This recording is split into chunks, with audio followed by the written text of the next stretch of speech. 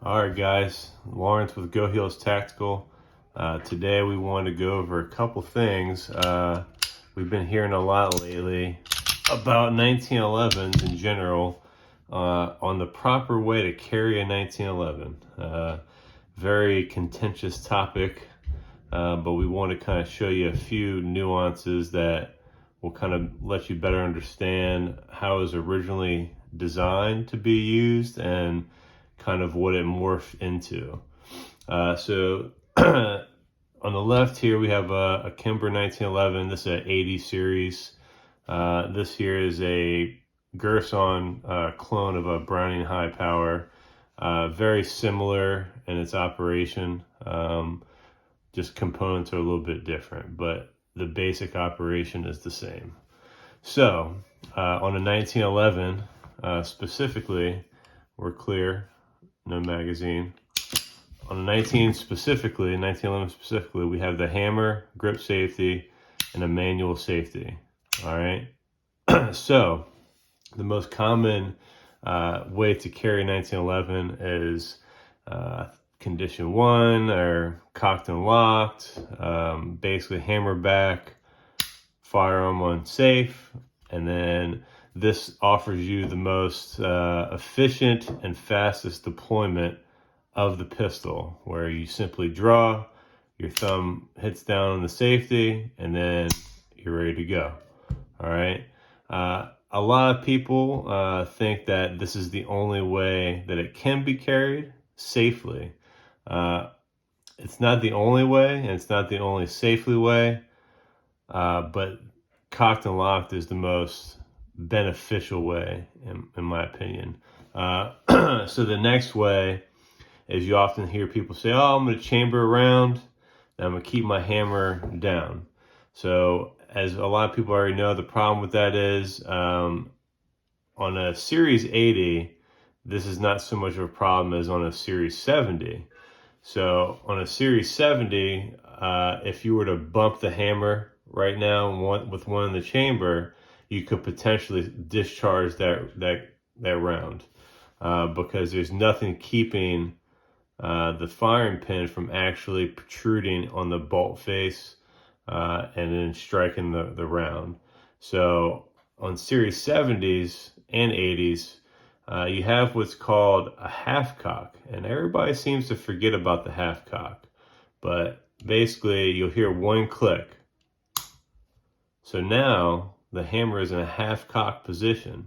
So we can have one in the chamber, and there's no way for you to bump the hammer and inadvertently hit the firing pin. All right. Now, during this half cock position, you can't engage the manual safety, but there really is no need for the manual safety at that point. The manual safety was designed to be used once the gun becomes fully cocked. Intermittent between fire, you could manually put a safety.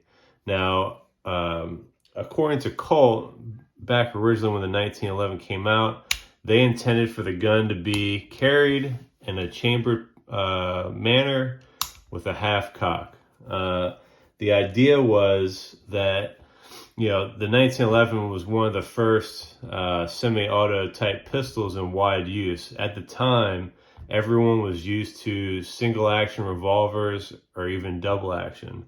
Now, most, if not all, single action, double action revolvers will have some kind of half cocking feature.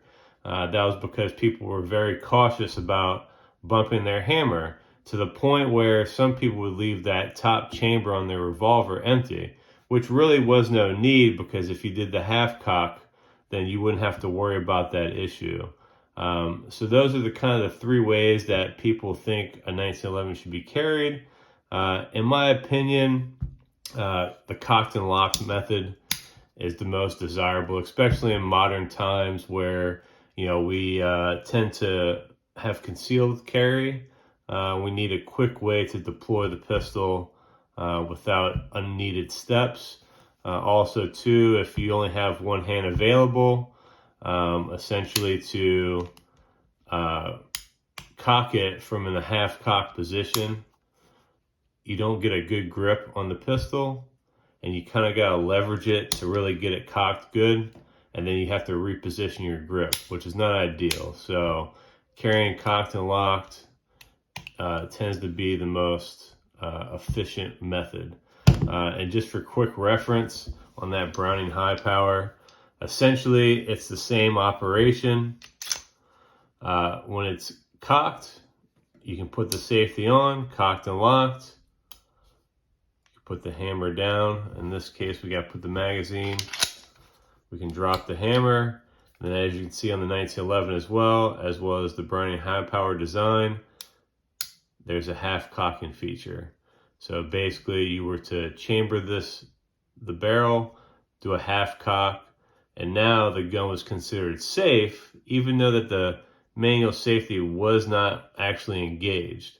So once you went and you deployed the pistol, you would cock it for that first time, you would start to fire, and then if you had to stop firing, but you were still basically using the gun, is how they looked at it, then you would put the safety on, and this was a temporary way for you to engage a safety without having to decock. And then once you were empty, you were empty. But that's why the half cock exists, and it's a safety that most people forget about. This was a quick rundown. I could have went in more detail, but I like to keep the videos somewhat short. But the point was just to explain the ways that it can be carried, not necessarily the best way, but there are options. I would definitely go against a chambered pistol with the hammer completely forward. That'd be the only unsafe way to carry this 1911 or this Browning, the Girsan. But the half cock is an old method of carrying this pistol, but modern times, carrying cocked and locked is the way to go. All right, guys. Thanks.